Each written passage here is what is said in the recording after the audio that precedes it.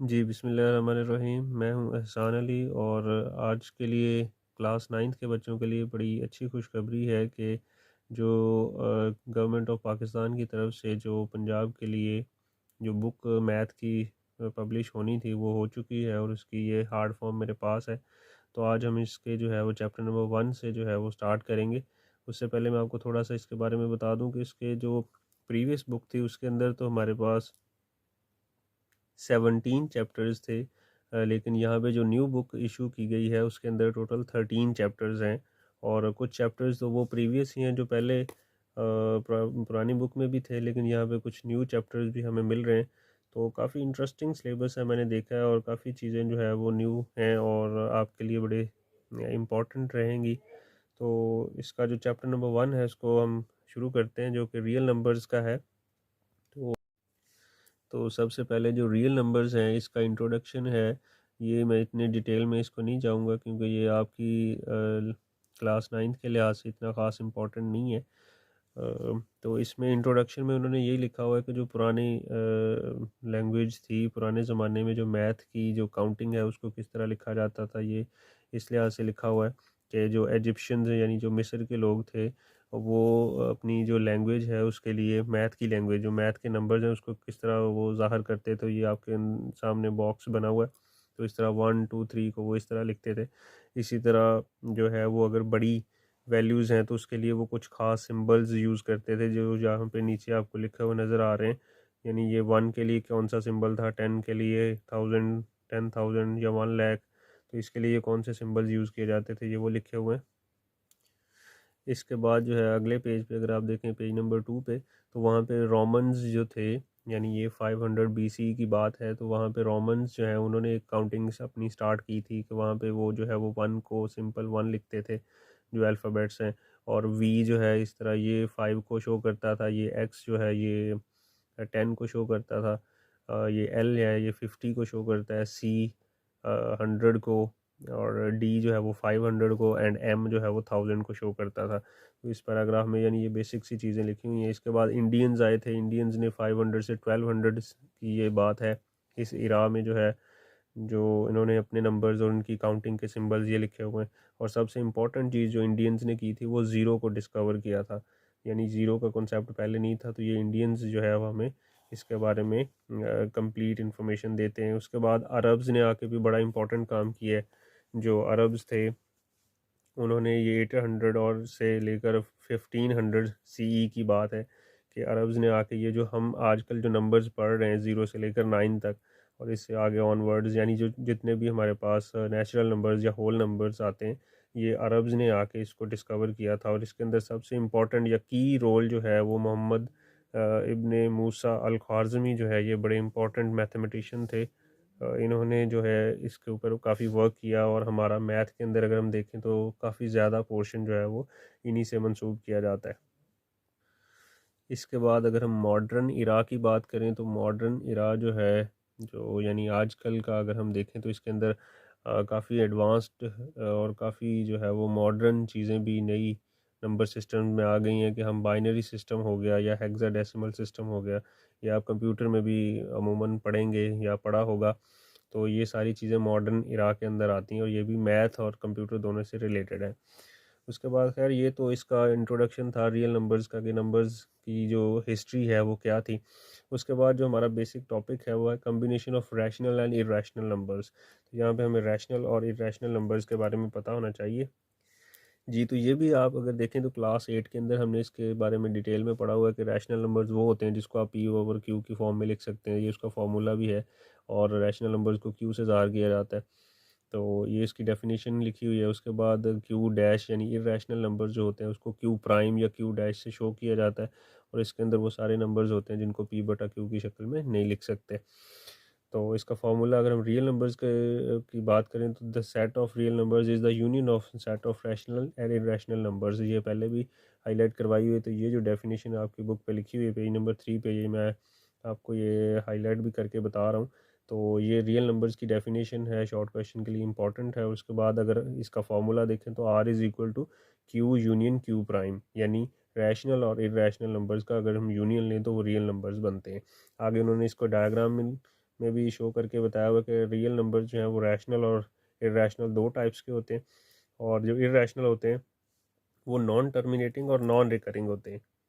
अब ये non terminating और नॉन रिकरिंग के बारे में भी वैसे तो डिस्कशन हो चुकी थी, लेकिन चलें इसको दोबारा थोड़ा देख लेते हैं। नॉन टर्मिनेटिंग का मतलब होता है कि अगर आप किसी नंबर को, फॉर एग्जांपल 2/3 है या कोई भी ऐसा नंबर है जिसको आप डिवीजन करते जाएं उसकी, और डिवाइड करने पे उसकी जो पॉइंट के बाद डेसिमल पॉइंट्स आ रहे हैं, यानी उसकी डिवीजन ख़त्म ही ना हो, तो पॉइंट्स के बाद कोई ना कोई जो है वो नंबर आता जा रहा है आता जा रहा है, तो उसको नॉन टर्मिनेटिंग कहते हैं, जिसकी डिवीजन ख़त्म नहीं होती।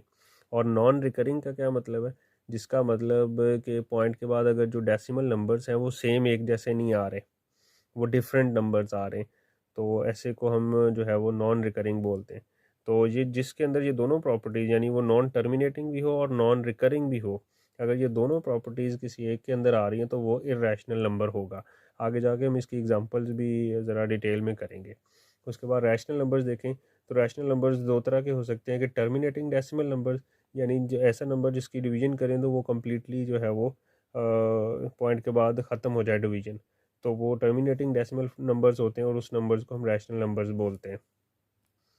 इसी तरह अगर हम देखें तो नॉन टर्मिनेटिंग एंड रिकरिंग, यानी कुछ ऐसे नंबर्स भी होते हैं कि उनकी डिवीजन रुकती नहीं है, पॉइंट के बाद चलती रहती है, लेकिन जो है वो रिकरिंग होते हैं, एक जैसे नंबर्स ही बार बार आ रहे होते हैं पॉइंट के बाद, जैसे 1/3 है, या इसी तरह और भी बहुत सारे नंबर्स हैं। तो अगर हम पॉइंट के बाद सेम नंबर्स आ रहे हैं तो वो भी जो है रिकरिंग होगा, और ऐसा नंबर जो नॉन नॉन टर्मिनेटिंग और रिकरिंग होगा तो वो रैशनल नंबर में ही आता है। यानी रैशनल दो टाइप्स के होते हैं और इरेशनल सिर्फ एक ही टाइप के होते हैं। ये डायग्राम में इसको शो किया गया। आगे अगर हम देखें तो इसको उन्होंने डिटेल में थोड़ा एक्सप्लेन भी किया हुआ है। और अगर टर्मिनेटिंग डेसिमल नंबर जो है, इसकी डेफिनेशन लिखी है, decimal number with the finite number of digits after the decimal point is called the terminating decimal number. वही बात जो मैंने पहले बताई थी कि अगर डेसिमल नंबर यानी पॉइंट के बाद अगर उसके फाइनाइट नंबर, यानी फाइनाइट का मतलब जिसको आप काउंट कर सके इजीली, तो अगर तो वो पॉइंट के बाद उसकी डिवीजन खत्म हो जाती है तो उसको टर्मिनेटिंग डेसिमल नंबर कहते हैं। जैसे 1/4 अगर आप कैलकुलेटर से करें 1/4 तो 0.25 आता है, यानी 0.25 का मतलब इसकी डिवीजन जो है वो ख़त्म हो गई है। इसी तरह 8/25 को भी आप सॉल्व कर लें, 3/8 को सॉल्व कर लें, या 4/5 को सॉल्व कर लें, ये सारे के सारे पॉइंट के बाद इसकी 2 डिजिट या 3 डिजिट्स तक जाके डिवीजन ख़त्म हो जाती है। तो ऐसे नंबर्स को हम डेसिमल नंबर्स या टर्मिनेटिंग डेसिमल नंबर्स कहते हैं। जी, तो अगर हम नेक्स्ट डेफिनेशन देखें, non terminating and recurring decimal numbers, यानी the decimal numbers with an infinitely repeating pattern of digits after the point are called non-terminating and recurring decimal numbers। ये भी पहले हमने इसको थोड़ा बता दिया था कि नॉन टर्मिनेटिंग का मतलब है कि पॉइंट के बाद जो है वो डिवीजन चलती जाती है, और रिकरिंग का मतलब एक जैसे नंबर्स आने चाहिए पॉइंट के बाद। जैसे ये 1/3 अगर आप कैलकुलेटर से करें या वैसे रफ पे इसको आप मैनुअली सॉल्व करें, तो 1 को 3 पे डिवाइड करें तो 0.333 एंड सो ऑन इसी तरह चलता जाता है।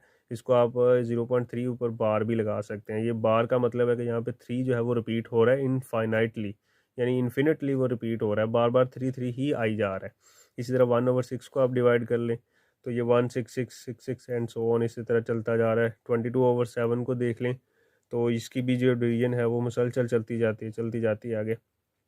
या 4/9 को कर लें तो यहाँ पे जो है वो बार बार वही नंबर आ रहा है, वही पैटर्न बन रहा है। जैसे ये 22/7 में देखें, आपको लग रहा होगा कि ये सेम नंबर्स नहीं है, हालांकि ये सेम नंबर्स है।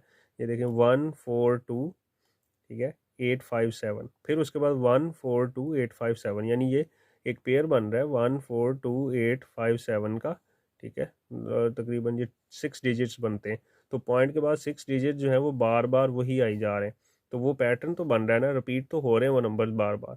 तो ऐसे नंबर जो है वो नॉन टर्मिनेटिंग तो हैं क्योंकि इसकी डिवीजन चलती जाती है, और रिकरिंग भी है। रिकरिंग का मतलब एक जैसे नंबर्स आ रहे हैं, तो एक जैसे नंबर्स होने की वजह से इसको रिकरिंग भी बोलेंगे। तो नॉन टर्मिनेटिंग और रिकरिंग जो है ये भी किसकी टाइप है? ये रैशनल नंबर्स की टाइप है, तो ये भी जो है वो रैशनल नंबर्स होंगे। जी, तो नेक्स्ट है हमारा decimal representation of irrational numbers, यानी इरेशनल नंबर्स कौन से होते हैं?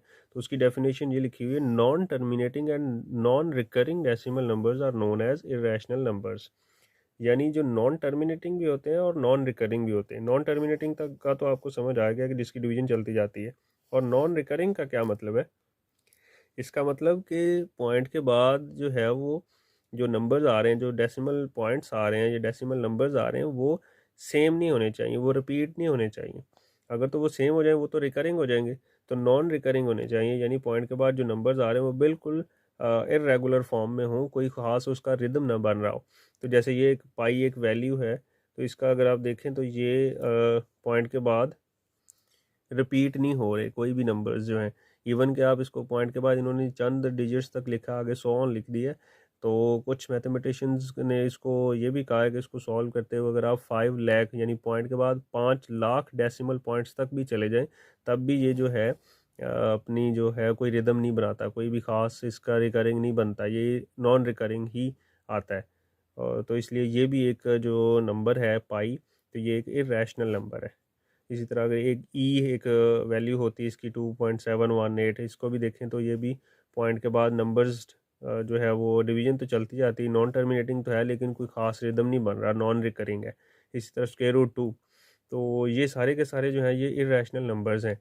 तो इरेशनल नंबर्स का एक आसान तरीका भी होता है कि अगर हमारे पास जो है वो स्क्वायर रूट के अंदर कोई प्राइम नंबर आ गया, जैसे ये 2 है, और प्राइम नंबर्स हो गए 3 आ जाए या 5 आ जाए, 7 आ जाए, तो कोई भी प्राइम नंबर अगर आप उसका स्क्वायर रूट लें तो वो भी एक इरेशनल नंबर बनता है। जी, तो ये थे इरेशनल नंबर्स, और ये अगर रिमेंबर में देखें तो ये बड़ी इंपॉर्टेंट बात लिखी हुई जो हमने ई कहा है एक इरेशनल नंबर है, इज़ कॉल्ड आयलर्स नंबर। तो ये एक आयलर एक मैथमेटिशियन था, उसने ये इस नंबर को डिस्कवर किया था, तो उसी के नाम पे ई जो है, ई से मुराद है आयलर्स नंबर। तो ये जो इसकी वैल्यू है या ये जो ई है, ये जो इरेशनल नंबर है, इसको आयलर्स नंबर्स भी कहते हैं, और ये एमसीक्यूज़ के लिए इंपॉर्टेंट पार्ट है। इसी तरह अब अगले पार्ट पे अगर देखें, अगले पेज पे, पेज नंबर 5 पे, तो वहाँ पे भी एक रिमेंबर लिखा हुआ बहुत इंपॉर्टेंट ये भी पॉइंट है कि अगर आप रैशनल नंबर्स को इरैशनल नंबर्स में ऐड करते हैं तो वो अगेन एक इरैशनल नंबर बनता है, यानी रैशनल प्लस इरैशनल नंबर, तो वो अगेन एक इरैशनल नंबर बनता है। इसी तरह अगर आप रैशनल को इरैशनल नंबर से मल्टीप्लाई करेंगे तो तब भी वो इरैशनल नंबर ही बनेगा। यानी इरैशनल नंबर कहीं ना कहीं पे भी, चाहे वो प्लस हो रहा है या मल्टीप्लाई हो रहा है रैशनल के साथ, तो वो अगेन एक इरैशनल नंबर ही बनेगा। तो चले, हमने जो जितना भी अभी तक इसको पढ़ा है, नॉन टर्मिनेटिंग, टर्मिनेटिंग वगैरह, रैशनल और इरेशनल की, तो इसकी हम आइडेंटिफिकेशन कर लेते हैं। एक्सरसाइज के लिहाज से कुछ क्वेश्चंस हैं तो वहाँ पे थोड़ा हमें इजी हो जाएगा समझना।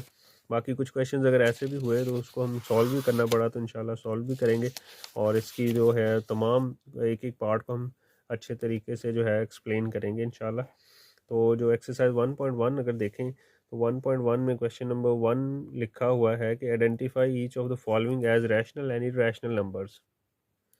यानी इस एक्सरसाइज में हमने ये जो क्वेश्चन नंबर 1 है इसके अंदर ये जो कुछ पार्ट्स जो लिखे हुए हैं, तो हमने ये जज करना है कि ये जो है रैशनल नंबर्स हैं या इरैशनल नंबर्स हैं। तो ये ज़ुबानी करने वाले सवाल हैं, इसलिए मैं इसको ज़्यादा एक्सप्लेन जो है वो राइट करके नहीं करूँगा, वैसे आपको बता देता हूँ। तो पहला देखें 2.353535, तो पॉइंट के बाद ये पैटर्न तो बन रहा है लेकिन ये आगे डॉट्स नहीं लगे हुए, इसका मतलब ये आगे नहीं चल रहा मज़ीद, ये यहाँ पे रुक गई है, ये टर्मिनेट कर गई है। टर्मिनेट करने का मतलब रुक गई है। तो ये पॉइंट के बाद इसके ख़ास डिजिट्स तक जो है वो डिवीजन ख़त्म हो गई है, यानी ये टर्मिनेटिंग है, और टर्मिनेटिंग डेसिमल नंबर जो है वो एक रैशनल नंबर ही होता है। तो ये एक रैशनल नंबर है। उसके बाद ये 0.6 के ऊपर बार लगी हुई है, अगर आप 0.6 को बार को ख़त्म करें तो इसका आंसर आएगा 0.6666, ऐसे सो ऑन चलता जाता है। इसका क्या मतलब कि ये जो है पॉइंट के बाद रिकरिंग ये डेसिमल नंबर्स आ रहे हैं, और जो रिकरिंग डेसिमल नंबर्स होते हैं वो भी रैशनल में आते हैं, तो ये भी एक रैशनल नंबर है। इसी तरह यहाँ पे देखें थर्ड पार्ट में 2.236067, यहाँ पे ये और डॉट्स भी लगे हुए हैं, इसका मतलब ये नॉन टर्मिनेटिंग है। और नॉन टर्मिनेटिंग के बाद अगला देखें कि पॉइंट के बाद कोई रिदम भी नहीं बन रहा, तो ये इरेगुलर फॉर्म में है और नॉन टर्मिनेटिंग और नॉन रिकरिंग है, तो ऐसे नंबर जो है वो इरेशनल नंबर्स होते हैं। और चौथा पार्ट देखें, चौथे पार्ट में 7 आ गया स्क्वायर रूट में। 7 एक प्राइम नंबर है, और प्राइम नंबर का स्क्वायर रूट मैंने बताया हुआ था, अगर ऐसे हो जाए तो ये भी एक रैशनल नंबर होता है। आगे पांचवा पार्ट ई आ गया, ये जो आइलर्स नंबर अभी हमने पढ़ा भी है। आइलर नंबर्स भी देखें पॉइंट के बाद जो है वो इसकी इरेगुलर फॉर्म में डेसिमल नंबर्स आ रहे होते हैं, तो ये भी एक रैशनल नंबर है। और नेक्स्ट देखें पाई एक वैल्यू है, पाई की वैल्यू भी हमने इरेशनल नंबर्स की एग्जांपल में देखी हुई है, तो ये भी एक इरेशनल नंबर हो गया। उसके बाद सातवां पॉइंट है, ये देखें 5+11 स्क्वायर रूट। अब यहाँ पे देखें 5 जो नंबर है ना, ये रैशनल नंबर है, लेकिन ये प्लस हो रहा है एक इरेशनल नंबर में। ये इरेशनल नंबर कैसे है भला? क्योंकि ये वही वाली रीज़न जो इसमें दी थी कि 11 एक प्राइम नंबर है, उसका स्क्वायर रूट है, यानी ये इर्रेशनल नंबर और रैशनल नंबर दोनों को ऐड अप हो रहे हैं। तो हमने रिमेंबर में पीछे पढ़ा था कि अगर रैशनल और इर्रेशनल नंबर्स को प्लस करेंगे तो अगेन एक इर्रेशनल नंबर बनता है। तो ये भी जो आएगा इसका आंसर तो वो एक इर्रेशनल नंबर ही होगा। उसके बाद नेक्स्ट पार्ट देख लें, तो इसमें भी वही रीज़न आएगी, ये दोनों इरेशनल नंबर हैं, ये 3 है और ये 13 है स्क्वायर रूट में दोनों में, ये भी एक इरेशनल नंबर, ये भी एक इरेशनल नंबर, तो दोनों को सम अप करेंगे तो अगेन जो है वो हमें आंसर होगा वो भी एक इरेशनल नंबर ही होगा। उसके बाद इसका नाइन्थ पार्ट देखें, 15/4, ये पी ओवर क्यू की फॉर्म में है। आप इसको कैलकुलेटर से डिवाइड भी कर लें या वैसे ये नज़र आ रहा है कि पी ओवर क्यू की फॉर्म में, और पी ओवर क्यू की फॉर्म में जो होता है वो एक रैशनल नंबर होता है, तो ये एक रैशनल नंबर है। उसके बाद ये देखें, इसको थोड़ा सॉल्व करना पड़ेगा। जी, तो ये जो इसका जो लास्ट पार्ट है इसको मैंने ये सॉल्व किया है। अगर आप देखें तो ये ए माइनस बी और ए प्लस बी की एक फॉर्म होती है, और इसका एक फार्मूला हम जानते हैं कि ए स्क्वायर माइनस बी स्क्वायर जो है वो ए प्लस बी और ए माइनस बी के बराबर होता है। तो इसके ऊपर अगर हम ये फार्मूला अप्लाई करें तो ये फर्स्ट का स्क्वायर यानी 2 का स्क्वायर आ जाएगा, माइनस ये स्क्वायर रूट 2 का स्क्वायर आ जाएगा। इसको अगर आप सॉल्व करें, 2 2 4 और ये स्क्वायर रूट और स्क्वायर आपस में कैंसिल हो जाएंगे, 2 आ जाएगा, तो 4 माइनस 2 2 आ जाता है। तो ये जो हमारा फाइनल आंसर आता है 2, ये एक रैशनल नंबर आता है, क्योंकि हम इसको पी ओवर क्यू की फॉर्म में लिख सकते हैं, 2/1 लिख सकते हैं। तो ये जो 2/1 अगर हम लिखेंगे तो ये पी ओवर क्यू की फॉर्म में आ जाएगा, तो ये एक रैशनल नंबर